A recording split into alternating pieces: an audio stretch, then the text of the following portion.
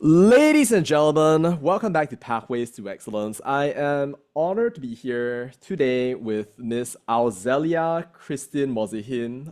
It's an absolute pleasure to be with you today. Auzellea is a Fulbright TEA 22 alumna. She is a teacher, and she was actually at the launch of the World Bank Bending Bamboo Shoots project right here. And well, it's a very interesting report. People have been debating it like day in and day out, here, there, and everywhere. And yeah, so like it's an absolute pleasure to be with you right here. Currently, Australia, are you back in Sabah? Yeah, I'm in Sabah right now. Ah, wonderful. Cool, cool, cool, cool. Um, because I think that you're originally from Sabah, right? And then essentially, like even right now, you are essentially teaching English in Sabah. Yeah, I am. Wonderful. Cool, cool, cool, cool. So yeah, maybe could you tell me a little bit about yourself, Auzelia, and maybe how you even got involved, right, in the launching of the Bending Bamboo Shoots project? First and foremost, as a teacher, I've been teaching for this year is my ninth year now. And previously I was at a rural school and now I'm teaching at a suburban school. So it's been Mm. a fun ride, okay, different experiences and all that. And yeah, as for the launching of the World Bank report, how I got involved was because I got into contact with one of the, I think she's the lead economist Mm-hmm. for the World Bank Malaysia. Mm. And I think previously we've been exchanging a lot of ideas on education, and she was also Mm. doing her PhD in education. So we've exchanged ideas a lot on LinkedIn and also on Twitter for the Mm. past few years now. We've followed each other. So I guess that was where I always tweeted stuff relating to education and connecting it to, you know, um government policies and all that, and also like how those policies translate into classroom practices and all that. And so I guess from there she saw my ideas, my thoughts, so she thought of inviting me to the launching of the report and be a panelist for the launching. Mm. That's how I got involved with the launching. And during that launching, I was just basically just providing my perspectives Mm. as a teacher regarding the report and also education in general. Yeah. Wow, you guys exchanged tweets for years. Yeah. Amazing. That is really cool right there. So like you've clearly been involved in education for some time. And by lead economist, might you be thinking about Dr. Tara Patel? Yeah. I see. Okay. No. No, not Dr. Tara. It was um Miss Miss Shakira. Shakira Shakira. Ter Yeah. Sharafuddin. Okay, got it. Wow. Yeah. Okay, that's cool. It's cool that you guys like had a whole like back and forth education conversation on Twitter. Cause like, well, I should say X, formerly known as Twitter. Cause I mean Oh yeah, like yeah. X. Yeah, X. because X now.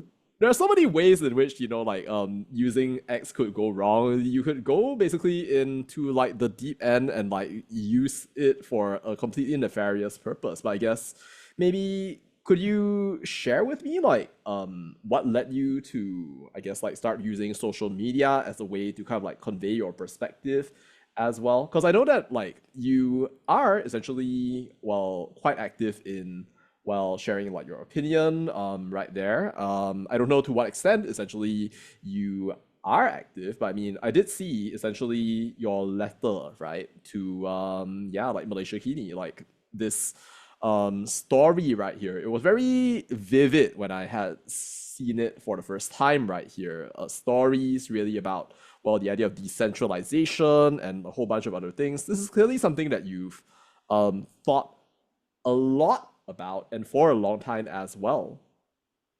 So, what is it that makes you treat, I guess, social media as a channel to express some of your thoughts?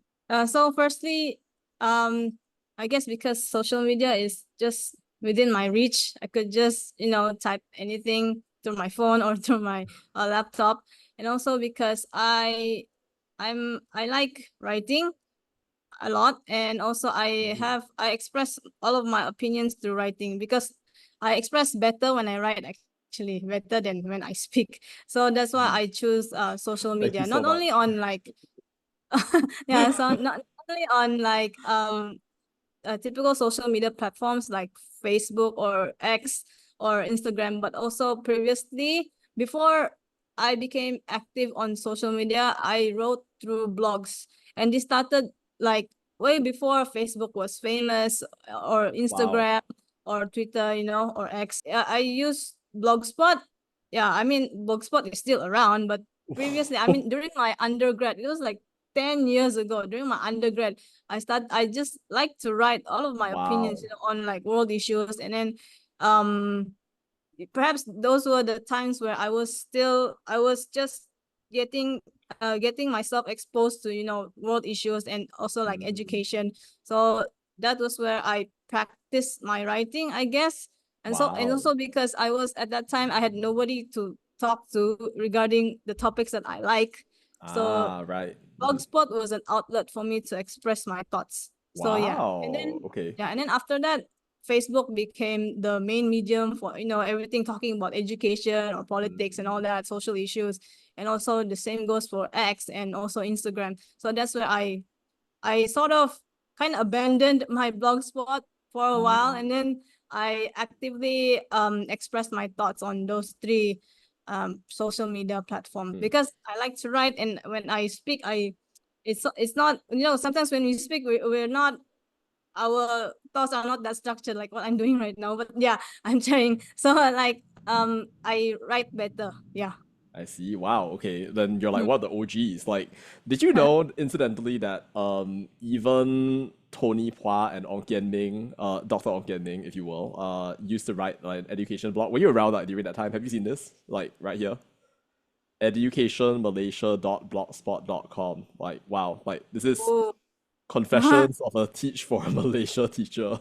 and Wow. Okay. yeah, so like Thank you for showing me this. I've not seen this. okay, well, happy reading. Yeah, okay. But Okay. I will oh, go through it. you're gonna like start looking through it. Okay, amazing. And you know, honestly, like I can identify, you know, like that feeling when maybe like, you know, people don't really care about like what you think right here. I can 100% identify right here. And I want to thank you also for like making the time to overcome really like your natural preferred medium of expression to actually speak to me along the way. And um as I understand it, so like you are essentially a teacher, are you not, Miss Auzellea? Yeah, I And am a so, teacher. right. So yeah, you are a teacher, and you essentially, well, you bear like many different hats. Like for example, well, there's coordinator for Hive Educators, member of Generation Democracy, deputy director of Special Projects Bureau for the Malaysian English Language Teaching Association, a committee member of the Fulbright Alumni Association Malaysia. Shout out to Mr. Curtis Johnson, who by the way is gonna appear on this podcast as well. But anyway, but yeah, so like at the heart of it, right? So like the way that I understand it, so then you are a teacher and you are directly impacted by some of the issues essentially that are mentioned essentially in, well, bending bamboo shoots. So would you share maybe, I guess, some of your war stories and also I guess like some of the experiences that you've had really with essentially education in Malaysia? What do you think are the implications really of the Bending Bamboo Shoots project for the education system from your perspective? I think as a teacher, I'm gonna talk about like what I can do as a teacher. So like after reading all of the problems that's been, stated in the report, I think it's, as a teacher, what I first initially thought of was, okay, so how can I, as a teacher, in my capacity as a teacher in the classroom, how can I address all of this in my Mm, own classroom? I'm not talking about, nationwide or mm, like statewide. No, I thought about, okay, what can I do for my students? You mm, know, perhaps my students are also experiencing this kind of problem. Even though the mm, the report was actually for it was investigated from the, from primary school, for primary school. But as a secondary school teacher, I also thought that, okay, maybe this is also happening for my students. So what I thought was, it's just to go for professional development opportunities, like go seek it for yourself. Don't wait for being called, because usually I'm not saying that all teachers do this, but usually they wait for being called, for them to be called to go for courses, professional development courses on pedagogy, on teaching strategies.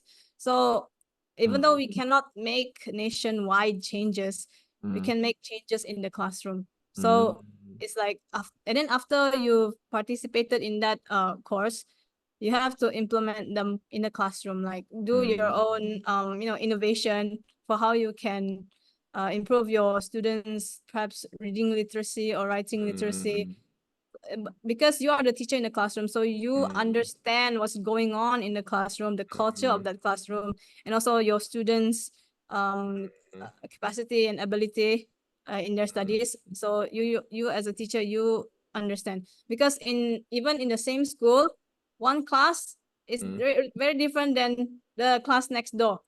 So Okay. you cannot have the same intervention or the same teaching strategies with I see. for both classes. Yeah, I that's see. Okay. why I focus on classroom changes instead of nationwide changes after reading this report, because I understand that this report is nationwide scale, but for me as a teacher, I can only do changes in the classroom. Yeah. Interesting, interesting. Wonderful. So as I understand it, so I'm curious actually, because like as you mentioned, there is essentially like great variation in like teaching styles and like sorts of like, shall we say, like classrooms right here. Um and so at the same time though, as part of essentially your Fulbright TEA in 2022 spring, so then you had a chance to actually experience, well, the Florida Gulf Coast University, and you did field experience at also the Three Oaks Middle School. So then, of course, there is going to be variation in a sense, like within America as well, right? It's not as if every single American school is going to be, shall we say, the same as well. There's no like monolithic, like whatever have you right there. But so, do you feel that maybe, well, there were differences that you could actually observe in the spectrum of educational experiences that you saw in America and those that you saw in Sabah, where you teach currently? Okay, the first difference is I identified was in terms of how they learn English, because obviously in the US, English is their native language, whereas in Sabah in Malaysia, it's our second language, and for some, they feel like it's a foreign language. So the difference is they call it, for Malaysia, we call it English language, right? English language subject. But in the US, in Florida in particular, they call it English language arts. Wow. And they learn it in a way that I think is quite advanced, because they learn about reading and writing and literature. Yeah, they learn, of course, I think when they have the literature component because of reading. But for us, previously we have literature, but now we don't really focus on literature anymore. Although the KPM encourage us to teach literature, it's just that most of us, we are focusing on the basic part first, because most of our students, in terms of English language, they haven't grasped even the basic concepts of like grammar, So we have to focus on that first before focusing on, before bringing them into teaching them literature, those sort of things. So for them, it's because it's their native language. So all they have to do is learning how to read. Reading as in like understanding the text, not as in like, do you understand what this word means or those kinds of I things. But see. for us, we also focus on, okay, what does this word mean? And then sometimes we translate it to Malay, which is also an effective teaching method actually, even though some people they view it as non-ideal, but actually it works.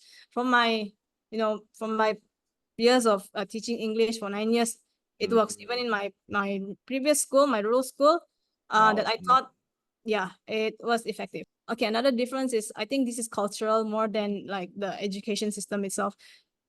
In the US, I was the one observing. I just observed. I did not teach that class for the first week. Okay, and then I saw that the student, for us, in Malaysia, we view that as, being disobedient. But actually the student was just, stating his opinion, like he disagreed with the teacher, my partner teacher. And that was normal for them. And I told this to my partner teacher. I told them that, okay, in Malaysia, that student is considered rude. But I think for you guys in America, I feel like that's quite normal, because we also see that in American movies, and I think that's cultural. So and then I compared to our side. Sometimes if the teacher, if the student like corrects the teacher, it looks like it's rude, but actually the student can Right, be yes. right, and They the can teacher be, can be yeah. right. Uh-huh. Yeah. So Yeah. I had that. I mean, even before I went there, I already know that this is going to happen, because I already know that's the I culture. see. And so, but to view it live like that, I feel like, oh yeah, so this affirms my, my guess. Yeah. So when I came back here, I promised myself that, okay, don't view it as the student being disobedient or whatever. The student is just telling you what's wrong, and you as the teacher, you need to accept that you are wrong. I Yeah. see. Okay, Yeah. fascinating. Hmm. So those differences then seem to be cultural. Okay, that's fascinating. But also there's a matter of, like, say, the average level of proficiency. Your starting point is the same, and the culture and the way that you approach things may be different as well. So then let's talk a little bit about, well, what you do, which is essentially, well, teach English. Um, Maybe can you go back in time right now to, like, say, the early part of your life? Maybe can you share, I guess, like, um where you grew up, and like how the path of life eventually took you along the winding road towards becoming an English teacher, essentially? So I grew up in I think a suburban, not that suburban, it's quite near to the urban side of the city, in Kota Kinabalu, Sabah. Mm, So I grew up, I think, quite comfortably, with all the mm. convenient things around, quite privileged. And then after I finished my undergrad, I immediately got posted to the rural area. And also, Oh, I think before I got posted, I didn't think that, like English? Were you already teaching English by that point? And like, yeah, why English of all the subjects that you oh, could potentially teach? okay, because I love English. My favorite subject in school was Wow. English. Yeah. And then Oh, okay. yeah, then I chose to enroll into, TESOL, teaching English as second language. And Mm, then yeah, and then it was 4 to 5 years I learned about, pedagogy and all the education theories and all that. And mm. then, but during that time I did not, how to say, some of my friends, they thought of like, okay, after this maybe I will teach for a few years and then I quit. They had that mindset.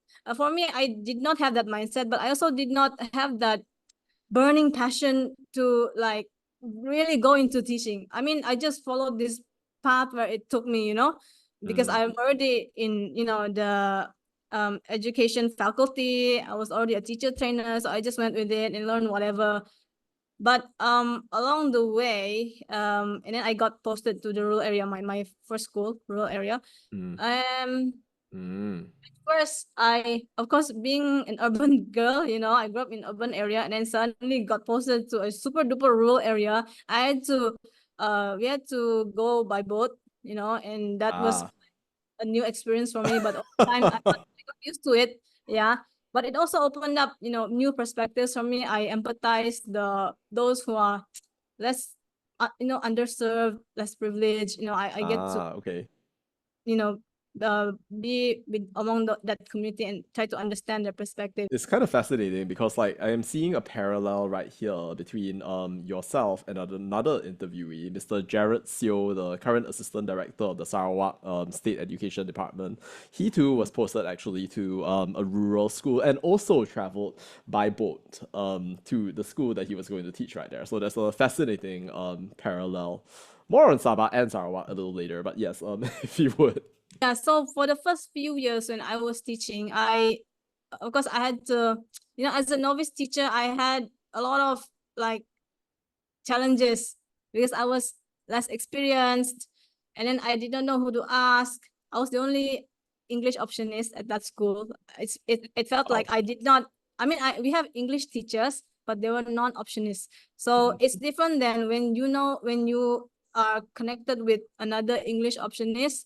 You have that a sense of community. Sorry, You have the same optionist, worldview. like is that OPTIONIST, optionist? Yeah, that means teachers who are taught teaching that subject during undergrad. Like if you are English teacher during undergrad, you are taught to like how to teach language, the methodologies, the pedagogies. The same goes for like if you want to teach maths or Interesting. Chinese language, yeah, and all that. Yeah. Okay, so that's why we call it an optionist. So if you're an English optionist, that means you learned about teaching English when you're in undergrad. Yeah, that's your qualification basically. Yeah. So yeah, I sort of felt alone, but I tried to like discard that kind of thought and just go with whatever that I have. And then over the years it was sort of a lonely journey, but I don't wanna think about it that much. So I just do whatever that I can to teach. And then yeah, as like it was during the pandemic, I think. It was during the pandemic. How suddenly, I mean, it's an irony, like during the pandemic, we were all isolated, physically isolated. But at the same time, that's where I got connected with a lot of people online. Yeah, Oh, I I see. get to know like this amazing teachers that I've not known before, that I wish I had known when I was, before the pandemic.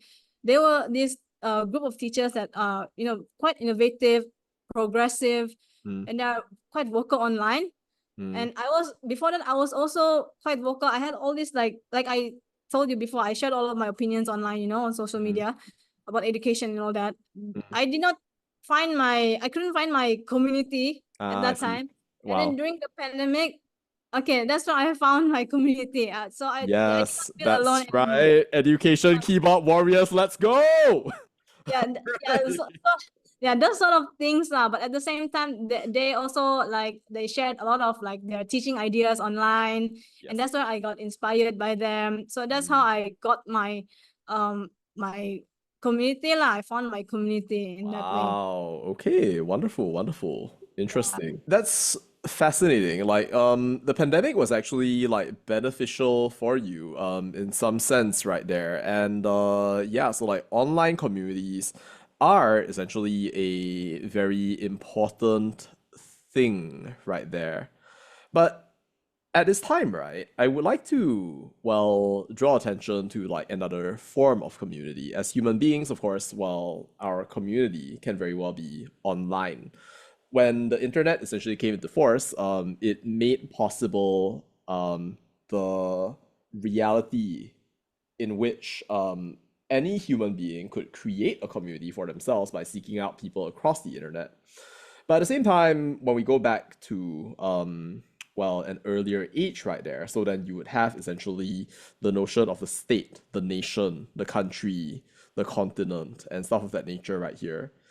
And so I like to draw attention to some different sorts of like experiences across essentially the peninsula and East Malaysia when it comes to the teaching of English.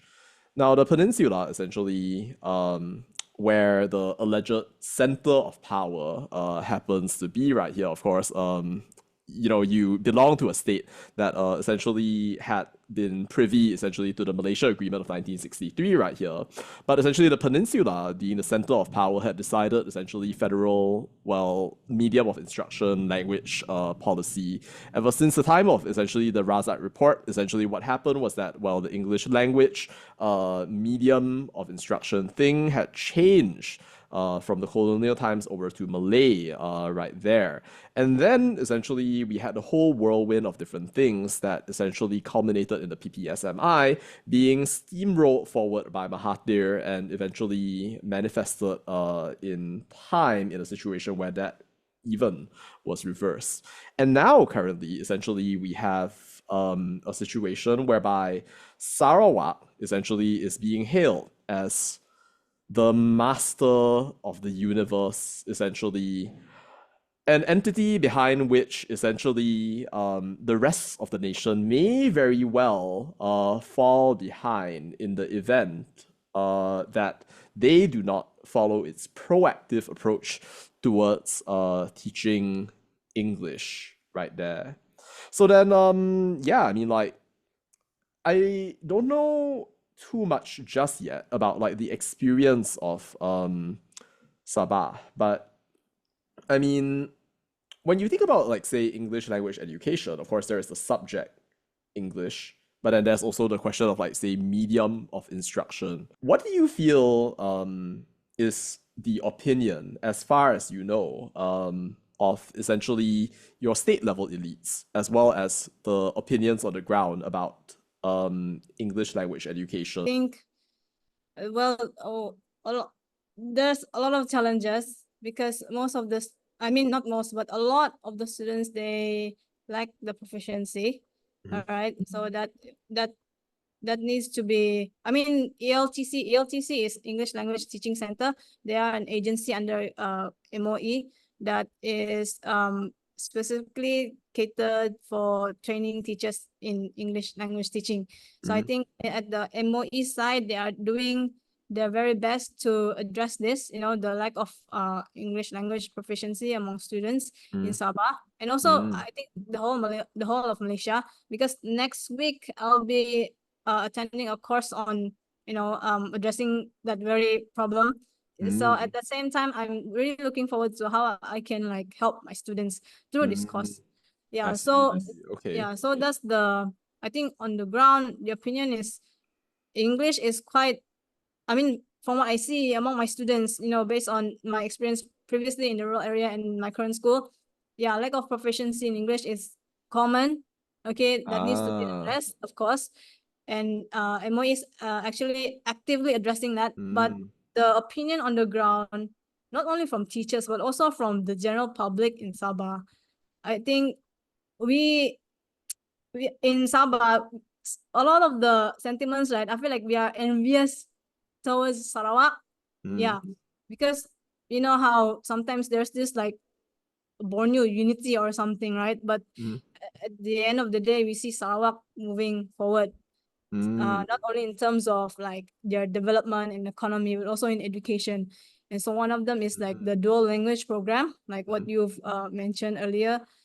I think it's because they have their own education ministry, right? So if they have their own education ministry, that means they can focus solely on education. Yeah, so they have their own education ministry, so that's an advantage for them. They can focus on this portfolio, so they can like plan out what they can do for education. And also a lot of these like all of these programs, they were able to do it. Firstly, is because they are proactive, and secondly, they are innovative, and thirdly, they are not going against MOE's laws or policies.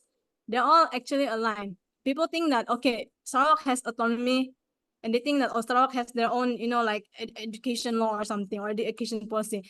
That's not necessarily the case, because whatever Sarawak is doing, actually, they are not going against MOE. They have to comply with MOE at the same time, because like for DLP, dual language program, the curriculum is still based on MOE, which is a federal formulated curriculum. It's not Sarawak. Sarawak did not formulate any curriculum. They still follow MOE's curriculum for the DLP, but they are proactive in that they have the budget. They use their state budget to train the teachers. They don't rely on MOE's budget to train Sarawakian teachers for DLP, right? So it's all the proactivity of the state. The state is quite proactive and they are innovative as well. From my discussions with not only teachers but also like think tanks, they have their civil servants are very proactive, like what I said.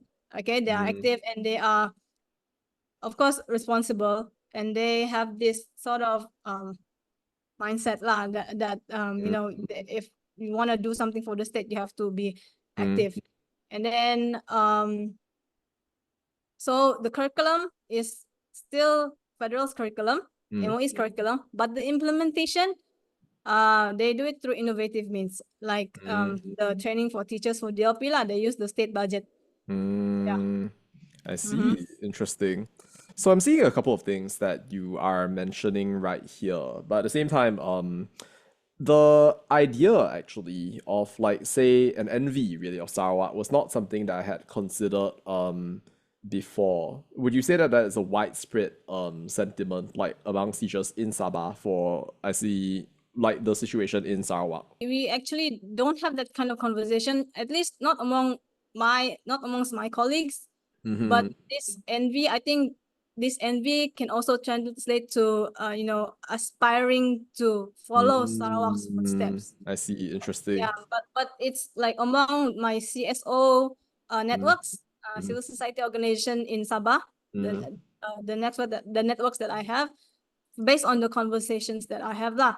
So that's, I think they aspire Sabah to follow Sarawak's footsteps. I mean, this is also the sentiment of a lot of our leaders, Sabahan leaders. They always say like, okay, how are we going to follow in Sarawak's footsteps if we keep on doing this? I see. Okay. Those kind of sentiments lah. Yeah. Then my next natural question is there an inherent reason as to why Sabah cannot follow Sarawak? Yes, this is not my opinion, but this is from my readings. It's because they said Sarawak politicians, Sarawak leaders, they are very united, even though they're from different political parties. But for for Sabah, they are quite fragmented. That's why it's difficult for them to see eye to eye. That's the opinion of political analysts lah. Yeah. I see. It trickled down to the administrative level and then education. I see. Okay. So like the voting makes it so that it's impossible essentially to sort of do that right there. I don't know if I should say really impossible though, because like to use Malay for a quick bit, bak kata pepatah Justin Bieber, never say never. I'm sorry. I could not resist. I guess, yeah, there's always, you know, hope, right? But Sure. I mean, oh yeah, recently we have actually Sabah has MOSTI, Minister of Science, Tech and Innovation. We have that at the state level. And that they said that regarding DLP, they are doing consultations on the ground regarding. Ooh, okay, great. So there is an effort, but it's okay. it's still at that level lah. Okay. Yeah, at that stage. Interesting. All right. Cool. Now, to kind of expand upon that then, so then we talk a little bit about the administrative side of things. Proactivity, innovative means a state budget, and also the idea of a political will right here. But if we also think about some of the things that you said earlier, you mentioned also that there is a proficiency issue that you feel that you're facing at the moment. Do you feel that essentially this proficiency is something major that is essentially holding you back in like some way, shape, or form right there? And to what extent can it be solved essentially by, say, individual teaching methods? I mean, like they do say essentially that it takes, well, a village to raise a child, and surely an education in its very base Latin word etymological origin form right there refers to the idea of raising something out of a child. And essentially, when we think about that, then, I mean, do you see the lack of proficiency of, well, Sabahan children as an average group? It depends on, firstly, their home language. Some students in Sabah, I mean, a lot of the students that I know, especially those in urban areas, they speak English, right? Yeah, with their parents and all that. But when it comes to like in the rural areas or suburban areas, it's quite rare and almost never, almost non-existent that the parents they speak English to their kids.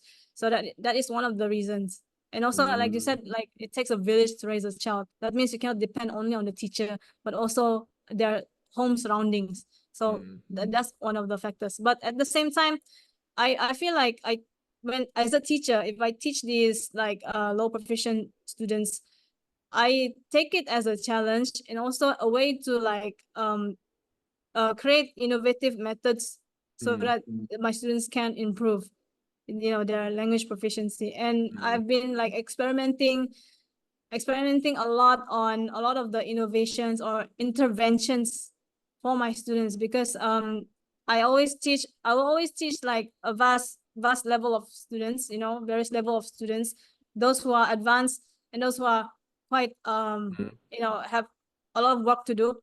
So it gives me a lot of, as a teacher, a lot of professional development opportunities per se, because I will always think of, okay, how do I address this for my students? Even the advanced ones, I will think of, okay, what kind of innovations that I can do to like make them more advanced, you know? And for my, those who are in low proficient, those who are proficient, less proficient, they, of course, it will be another method. So I view this as something to look forward to, instead of feeling like, oh my God, you guys, why can't you like learn English properly, you know, do it on your own?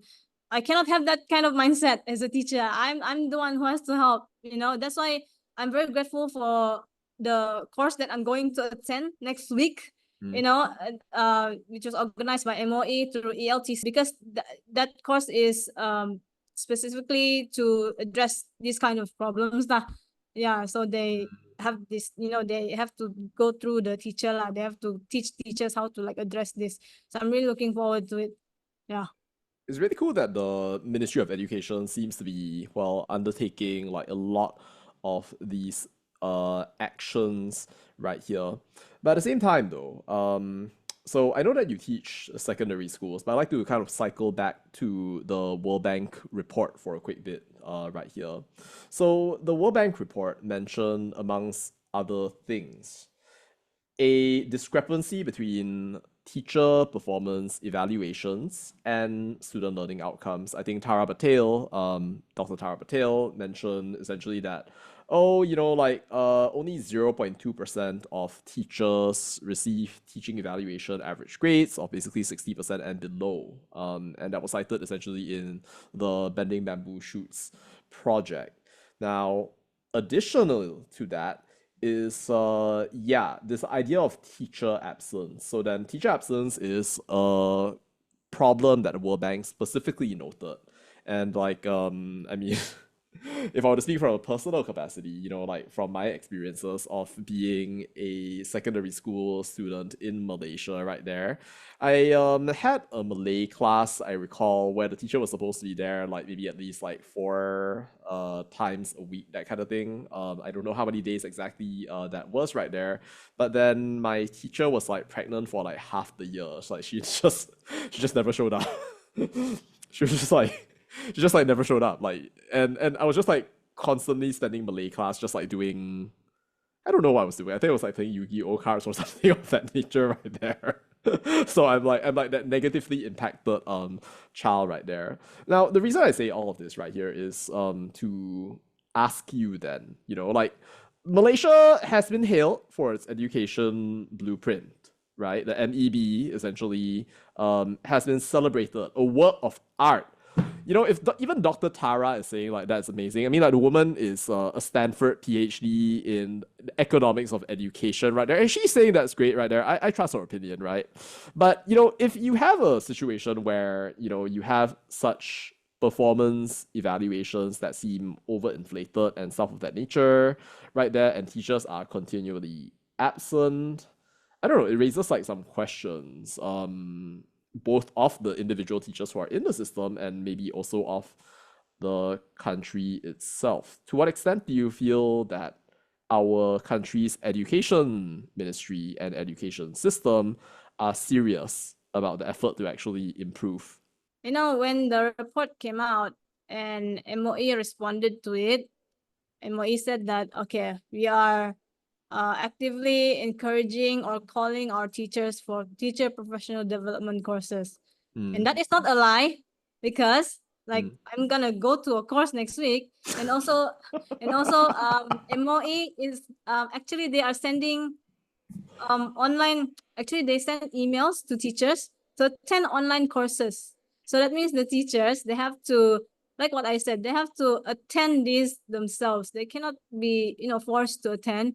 And also they have to have that, you know, that kind of responsibility, that commitment to continuing professional development. Yeah, so that's one thing that I can confirm from what what MOE responded to the statements from the report, from the World Bank report. So Yes. so you mean that there was like a formal statement, like Miss Fadlina Sidak literally went and responded like, oh, this is what we did right here. We are taking steps to address this type thing Yeah, right there. yeah. And as a teacher, I can confirm that, because like That's what true. I said earlier. Yeah. So I do think that they are seriously doing a lot of stuff. Like we need to give credit where credit is due. They are actually doing a lot. And so with regards to what you said about that, like teacher the discrepancy between teacher performance evaluation and student learning outcomes. Well, student learning outcomes, what kind of outcomes do we want? Because right now outcomes usually is measured by exams, right? Exams, and Mm, also their sure. Mm, exams. Like recently SPM result just came out, and then there was of course there's a public announcement, but so that shows that learning outcomes is based on you know, numbers, instead of like the projects that the students did, you know, based on the innovations that the teachers have conducted in the classroom, or their extracurricular activities, you know. And also perhaps some students, they have developed entrepreneurial skills through the programs or projects that the teachers have um uh, invented themselves. But these were not taken into account of those learning outcomes, because learning outcomes, they are measured by, you know, through exams. Yeah. So they it's like, are. how do you measure teacher performance? In what kind of outcome? And those are the things when I read, right? When they say student learning outcomes and teacher performance, what kind of learning outcome do you mean? That's what I thought of. And then also you mentioned about the teacher absence, teacher absenteeism. Like, okay, why teachers are absent? I don't think most teachers, they are not absent, they deliberately don't want to come to school to teach, but it's because there are a lot of causes. Like some teachers, they have to go out to bring students to competitions.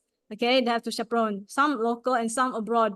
And then they have to attend courses, you know. Some are like 1 week courses, they have to leave the classroom. And some, they give courses, they become the speaker for the course. You know, some teachers, they get called because of, you know, the innovations that they want to spread, they want to share to other teachers. So these are not deliberate absenteeism, but it's because of outside of school duties, and these are formal duties.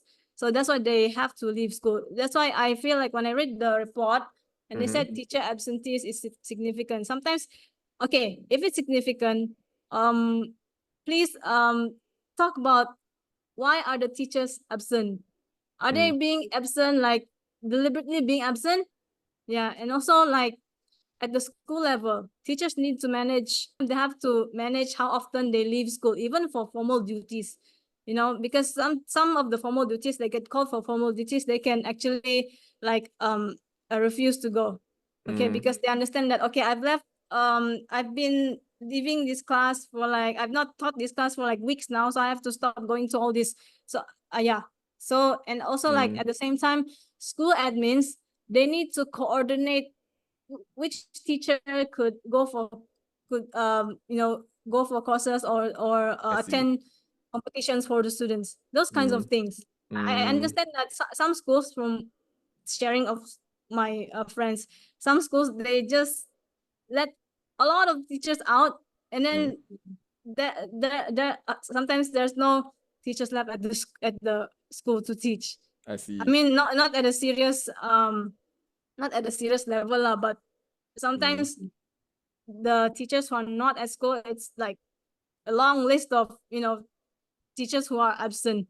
But they're not deliberately being absent. It's because they have duties, formal duties outside of school. see. So that's why that's the thing about the report that I feel like it's quite vague. Yeah. I see. Well, maybe I can show you something to consider then. Now, yeah, let's consider this graph right here. Unexpectedly high teacher absence rates in Malaysia reported by grade 5 students. Now, you have mentioned essentially that there may be a variety of reasons as to why it is that teachers may be absent, maybe they have duties or whatever have you right there. But see, like we also have a comparison right here in the form of Vietnam, right? Like in terms of the much lower rate of absences. I mean, to say essentially that there is nothing wrong with, well, the Malaysia situation would be to say that the competitions right there are causing teachers to constantly be absent. But at the same time, that would kind of require you to ask the question, if teachers are indeed generally, as a rule, required essentially to go for duties that are, shall we say, like just related to administrative things right here, then we might ask, why is it that this problem doesn't replicate itself in Vietnam? And I would also ask about the consideration of like exam scores, because essentially there is this notion really of like the skills essentially that we have right here.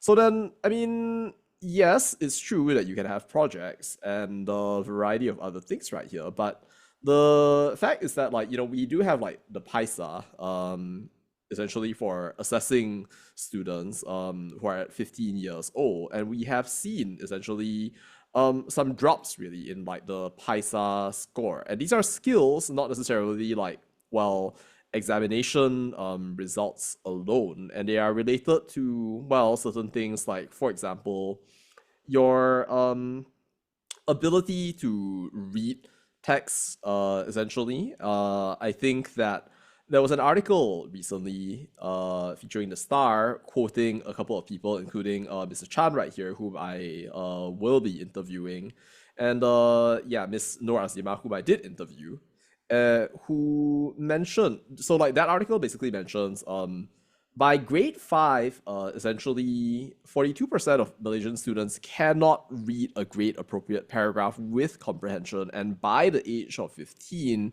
they lag behind aspirational peers in reading, mathematics, and science as measured by international assessments. And poof, like no, not a subscriber, but yeah, so like here you have a bit of a report card, as you can see right here. Lower human capital index, and a bunch of different things right here. You've got like the learning equivalent right here in Malaysia essentially being lower as a proportion, and it says also what you have right there.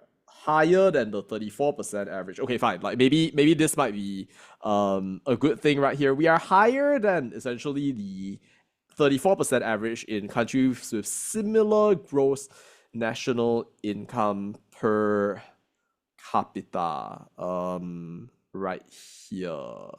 So I don't know, like when you think about like some of the considerations that we've discussed so far, right? Like yeah, like do you feel that maybe the World Bank report, I guess, might unveil certain nuances, or would you maintain essentially that while Malaysia's education system, right, in reality is doing well, and we need to be able more to do what we continue to do rather than simply pay more attention to the report?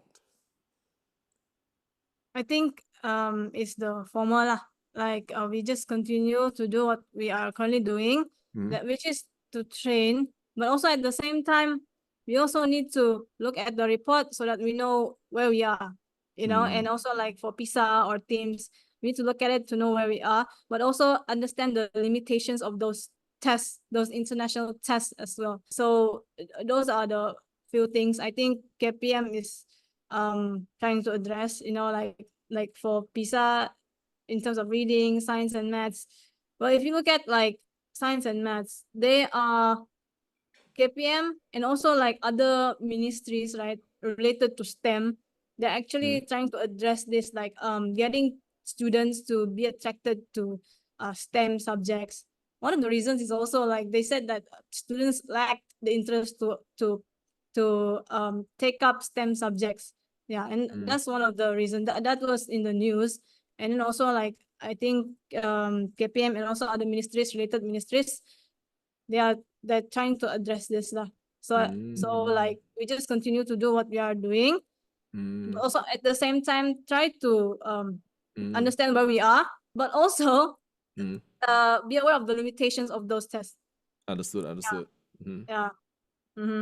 Wonderful. Thank you for that. So, considering the direction essentially that Sarawak is going in at the moment, imagine that you had essentially infinite resources. You had essentially your political parties completely aligned with one another, and essentially any outcome that you could essentially bring to pass might come to pass.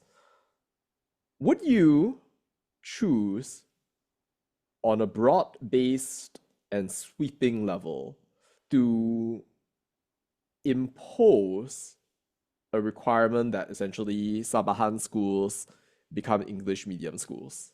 Would that be a desirable thing? There are pros and cons to this. Yeah, to this proposal.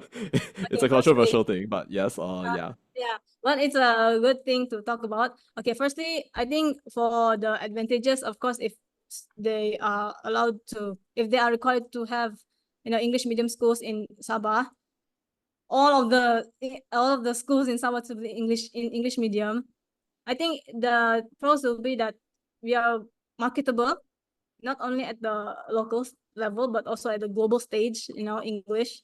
The disadvantages is that at the current juncture, you know, at the current level that we are at, we have to think of the rural areas. Yeah, because it will be different if we were English medium from right from when Malaysia was formed up until now. That is different. But right now it's because the school has been in, you know, they've been using Malay for a long time, and suddenly we want to impose English medium to this rural school. It will be a very big problem. There will be a lot of resistance, not only from the school administration, but also from the surrounding community, right? And then the second thing is, because we also want to focus on Bahasa Malaysia, because we're Malaysians, we need to know Bahasa Malaysia. So if if it's English medium and Bahasa Malaysia is just one subject, then that's gonna be a challenge. I mean, I'm not saying that the students, they cannot be proficient in Bahasa Malaysia, Bahasa Melayu, but it will be quite challenging for them to master the Malay language. And also because I think you only learn the Malay language at the school level And then, oh yeah, I thought of Singapore. They do have Malay, but only the Malay students, Malay ethnicity, they are required to take up that subject, but not for other races. This one is in Singapore. But then again, when they go to work, they use English, and then I think their Malay language will deteriorate unless they practice using Malay as a home language. Yeah, so but that's the case for Singapore lah. But for like Malaysia, I think, or Sabah, if you were to have an English language medium schools, it will be there will be a lot of resistance. Like what I said. And also because Malaysia is Malay is a national language, so I think we have to prioritize Malay, but at the same time we also need to take into account the importance of English language, like what we're doing now lah. All resistance, because it's been there. We've been using Malay for a very long time, even though previously it was English, but now I think that one was the thing of the past already. So I figured it's irrelevant. Okay. Yeah. I will now say this part in Malay. Sekiranya medium bahasa yang digunakan dalam sekolah adalah bahasa Inggeris, maka adakah kesimpulannya adalah bahawa murid-murid sekalian akan merosot dalam kemahiran mereka bercakap dalam bahasa Melayu? Sekarang ini saya sedang gunakan bahasa Melayu untuk bercakap dengan anda, dan walaupun biasanya saya bercakap dalam bahasa Inggeris, namun begitu ini tidak menyebabkan saya tidak mempunyai kebolehan untuk menggunakan BM untuk berbahas dengan anda. What would you say to someone who essentially brings forward that claim right there? Yeah, thank you for that. That's quite interesting. Yeah. So I think for those who are in the rural area, I think for you, maybe because you have like English, you have both English speaking and Malay speaking friends. I think it's all one of the factors is our social surroundings as well. If you have like Malay speaking friends, you're able to speak in Malay fluently because you have to interact with them in Malay. And then you have another group of friends who you speak English constantly with. Of course, you're going to be proficient in English. So I see. and also like in school, like at least for like our syllabus, our generation, right? It's all of the subjects were in Malay, like even geographies. By my time, it was PPSMI, but other subjects were in Malay. So we were able to, even then, even if it's not a Malay language subject, but still like sejarah and geography, they're still in Malay. So we were able to like be immersive in the Malay language. That's why I guess, and also like the teachers, they speak Malay to us. So the surrounding was quite immersive in Malay. But at the same time, we were able to speak in English because like you and me, we had this interview in English. It's also immersive. And also our like for me, I have English speaking friends. And at home, actually, I speak English with my parents, my family, and my siblings. Of course, we use a bit of Malay and our native language, Kadazan, but most of the time it was in English. So it's like if you're able to be immersive, if you have that immersive experience of speaking in English and Malay, for me it's like around my colleagues I speak in Malay, but then at home I speak English. And with you I speak in English. So it's like those kinds of factors lah. And also the subjects that we took, like sejarah, geography, they're not in English, they're in Malay. So then what do you think about the perspective then? Because like you mentioned earlier, right, that like, okay, maybe the kinds of people that you hang around with basically like will modulate your mastery essentially of a language. You speak Malay with your colleagues. At home, you speak English right there. So then some people, they speak about oh no, it is torture to make those poor children whose first language is Malay learn English right there, and then they justify on that basis the removal essentially of like the English language policies right there, and what I'm seeing is, I mean, a situation whereby you are effectively cutting away a source of the English language exposure, you know, if you were to just insist really on not essentially, well, delivering, right, English language education in a school. I mean, if it is the case that basically like people can actually like speak Malay at home, and it is essentially the thing that, well, would characterize their at home speech, it feels to me, I mean, I don't know about like how you feel from the point of view as a teacher, but like it feels to me that maybe there's going to be a bit of a lost opportunity there. Of course, you know, like when I say lost opportunity, that requires actually having something to lose, right? Like you cannot say I'm going to lose $5 million if I don't invest into this like durian plantation. Because you don't have $5 million to lose. You only have like that, I don't know, like however much you want to invest in the durian plantation in the very first place. So if you have like a whole bunch of like English teachers who cannot speak English, then in that case, then there is really nothing to lose. But yeah, like what do you think about that? Like the idea that maybe choosing not to teach the English language, or choosing essentially not to have the English language as a medium for teaching other subjects, being maybe something that might harm the ability of students to eventually develop that crucial skill in the end. We go with what we have now, which is just the English language, right? So in the current format for SPM, and all, Yes. for current format of SPM, we assess for all 4 skills: speaking, writing, reading, and listening. So I think our topic is on basically like just now speaking, right? Being able to speak in English, not only to write or read or listen in English, but for speaking part, I think most of the teachers, especially like upper form English teachers, they know that they have to train their students to speak, at least at the basic level, because we want all our students to at least pass. I mean, for the less proficient ones, at least we want them to pass, to at least speak at the basic level. So this means that even though like they can sustain a conversation in basic English, that's fine. They don't have to be like all like in academic terms. You don't really need to have that, but it's good that if they can. But these are for the less proficient ones.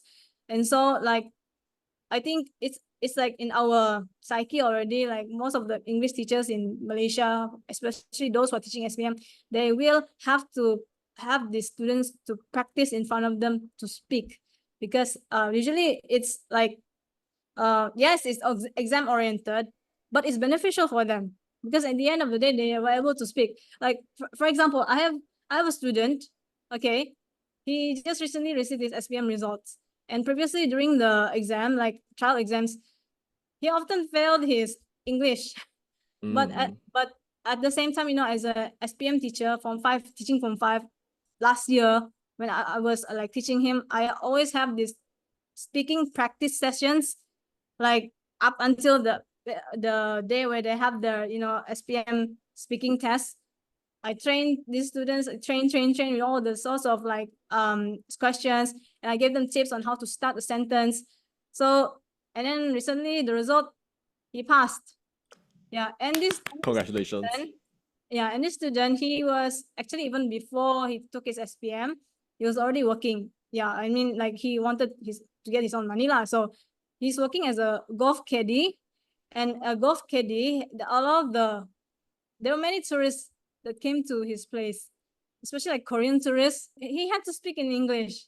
He had basic level of English lah, but he was able to communicate with that Korean. Even Koreans, I think their English is also like not that. I mean, based on there's an index, English proficiency index. CEFR.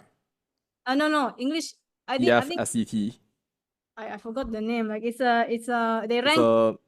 Right. I think you're referring to the EFSET ranking of Asian countries, in which basically Malaysia was listed as the 3rd most proficient English speaking country in Asia, right? So like Yeah, is that one right there? Yeah, Yeah, and Koreans, they were below us. So yeah, like I mean, I see. this is not to disparage the Koreans, but what I'm saying is my student, at least he was able to converse in Uh-huh. English Yes. in basic conversational level with that Korean tourist while he was Ooh. working, you know? He had Ooh.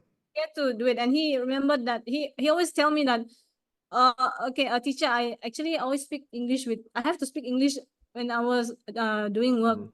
I cannot speak Malay to them, right? So that's why he was like, even though he is less proficient, Mm. yes, but he had that because of the practice speaking sessions, Mm. was able to gain some confidence Wow, because of okay. yeah. So I Oh, think wow. that's a success story lah for this kid. And we up until now he constantly texts me, like regarding English and finding a new job. I mean that's normal lah for his age. Yeah. I mean yeah lah, he has to like explore, right? He has a long way to go. Fair, fair, fair. Although Mm. it might also like kind of play into that idea that maybe like, if you need it, then you'll use it right there. But at the same Mm. time, that also kind of like presages like a situation where, you have like certain kinds of developments. Like to use essentially like the example that you gave earlier. I mean like I recall a similar story from like a teacher essentially who had taught a pair of students who constantly failed English. So then, several years later, those same students basically came up to the teacher, and it turned out that they were speaking perfect English. And then the teacher was confused, perplexed, wondered, why are you speaking such good English? And basically, then shall we say, students said, oh, that's very simple. We became salespeople. So, Yeah. but I mean, like, okay, as we kind of look forward though, I mean, like, the idea of like economic development and English seem to intuitively go hand in hand. At the same time, like, you have this idea of like, say, a national identity that is kind of like being developed essentially right here, and that might be at risk if essentially people were to abandon essentially that national language in some way, shape, or form. Now, of course, that's debatable because, like, just because you learn essentially one language doesn't mean that you preclude the other from developing. That might be what we might call a false dilemma. But I guess, can you imagine a scenario whereby the economic development of Sabah, let's say 10, 15, 20, 30 years down the line, would eventually result in a situation where the situation with the salesman would essentially become more common, and then essentially the natural convergence of gravity essentially in bending the linguistic capabilities of students would eventually result in a situation whereby people of Sabah would primarily speak English. Can you imagine such a reality transpiring at some later point in the history of our nation? Yeah, actually I can see that happening because, well, firstly, like for example, like tourism. Mm, Okay. And Sabah is known for tourism, like, and we have our main revenue is through we get it from tourism. So it's like when there are foreigners, well, you know how it goes, like you have to speak in English. It doesn't matter where the foreigner comes from, you have to speak in English because it's the right, lingua right. franca. So let's say like this person, he was quite bad. He was less proficient in English when he was in school, like say, for example. But over time, he can develop his English through Mm, interacting with these foreigners and tourists because of, again, social surrounding required him to speak in English and mm, thus practicing the language often.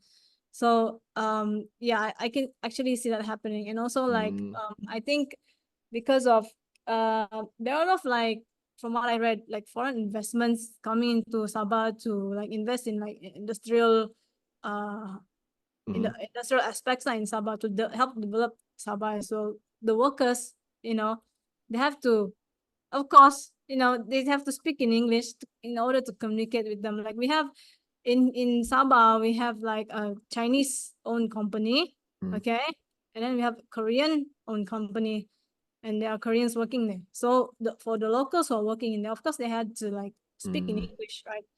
And also it doesn't matter whether they are like highly skilled workers or like those who are low skilled but still working with these people in the same company, you know, with different skill sets, right? They still need to communicate in English, even though it's like at the basic level, and also it's on the terms that they use is only catered for the working place, you know. I see. So Interesting. as time goes, they will be able to develop their English speaking skills. Yeah, that's how I see it. That's true.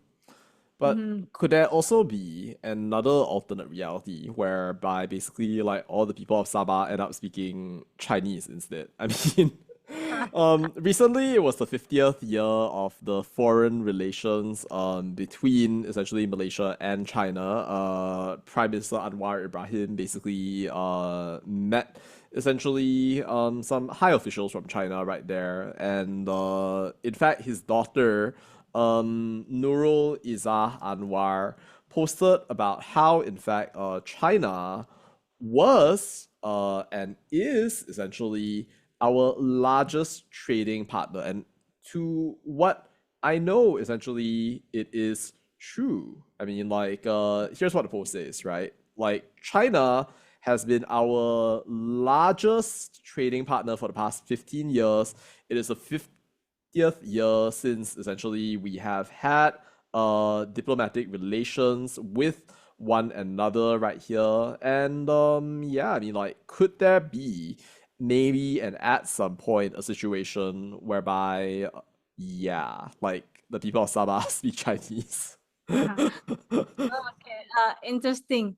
So there's a lot of like, you know, when there are vacancies, they wanted to look for people who can speak in Mandarin, but that doesn't mean that they you know, they exclude the English language or their Malay language or even their native language, because a lot of in Sabah we have a lot of people who can speak four languages like Malay, English, and then Mandarin, and then the native language. We have a lot of those. I have friends who are like that, and also like in Sabah alone, based on the 2020 data, a lot of the students, they are enrolled in Chinese schools. 70 to 71% of students, Bumi Putra students, they enroll in Chinese schools. Yeah, that's the Wow. fact in Sabah alone. In Yeah. Sabah, 70 to 71% of students are enrolled in Chinese schools. Bumi Putra students, like the Bumi Putra. Yeah, Bumi Putra students. Oh, that's so interesting. That's the data. So that's quite a significant number, right? Yeah. So it's like, it's fine if you wanna like just add one more language, you know, to your CV or something, and like learn more language. There's nothing wrong with that. So it's like, so it's not only that we know how to learn to speak Mandarin and maybe like Cantonese or something, like as long as it's Chinese, but at the same time we also sustain our native language, learning how to speak proper Malay and English. So we are like polyglots, basically. Yeah. Wow, fascinating. Okay, cool. So, thank you so much for that. As we move to the close of this interview, then, I'd like you to kind of think about some points that you had made in, well, summarizing the things that you had said at the launch of the World Bank report, Bending Bamboo Shoots. Well, maybe would you share with me right here, I guess, like, yeah, so like, what do you think about some of these points that you raised right here? Yeah. So like based on I think I will elaborate on the first point. You see, people always say like they always associate the word entrepreneurial to business mindset, you know, having a business mindset. But in, you know, in the teaching context, that means you just have to be this is in a change making sense, like what I wrote here. So it's like you know, build partnerships, like how businesses they build partnerships, you know. So for teachers also, you have to build partnerships with perhaps teachers from other schools or other countries, okay, so that you can like develop some innovative teaching practices for both your students and the students from that country, for example. And also like you have to have high level of innovativeness. Like you just don't stick to the old methods, but you also try to like be consistently innovate depending on the context of your students, not other people's students, not other teachers' students, but your students. Your Yeah. students. Wow. Mhm. Okay. That is incredible. Yeah. And it's very much in line with the whole Merdeka Belajar thing that's been brought forth by Nadiem Makarim, I think, in Indonesia. And that's really cool. I mean, like, interesting to note. Okay, Yeah. then. And then what do you think about this right here? In a situation where like data collection can be like a little bit sketchy, maybe. I mean, like, what do you think about I guess like this right here? So based on database decision making, I think I received a training last year using database decision making because I'm teaching SPM students. So we use a lot of data based on their exam results. So those exam results are actually data itself. So from that, if I see like, okay, this group of students, they're kind of weak in the writing part. So I decided to create maybe a template or an intervention for them to improve in their writing. So that's the meaning of database decision making. And also another thing is that is exam based. But another thing is also like project based, because I actively conduct project based approaches to teaching and learning. So there will be a constant refinement of how I conduct those projects, how I design those projects.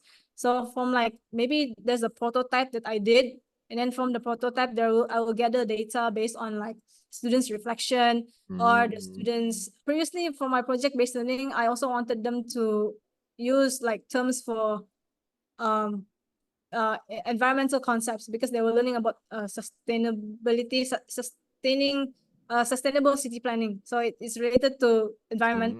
So I wanted to uh, to look at whether they know how to use vocabularies related to the theme of environment. So I conducted like a test for them, and to see like based on the vocabularies that they learn, those are the data.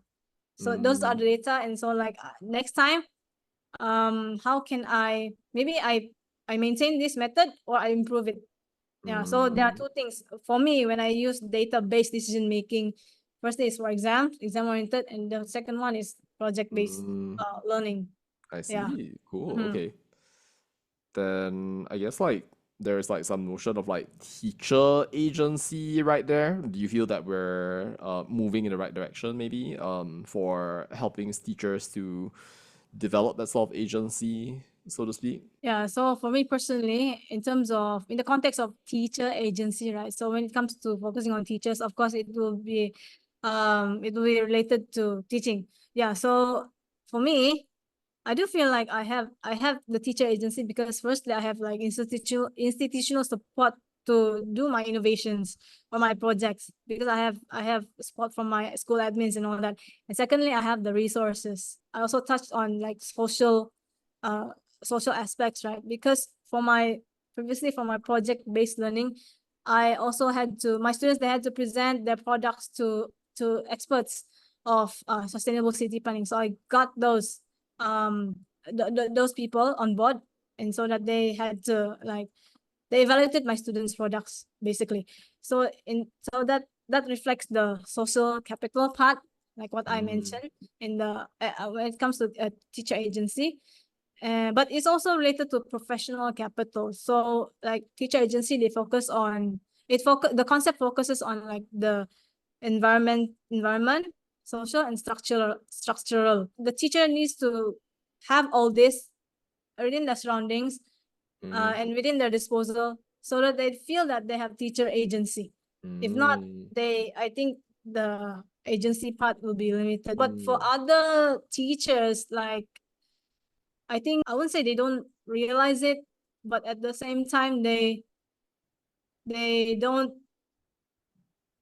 tap into these concepts like the environment part, social part, and the structural part. They sometimes, if you feel like, okay, if you are in this mindset that, oh, I cannot do anything because don't have this and that, then Mm. you'll be blinded by, even though you can achieve teacher agency, but if you are blinded by that kind of mindset, then you won't achieve teacher agency in the end. All right.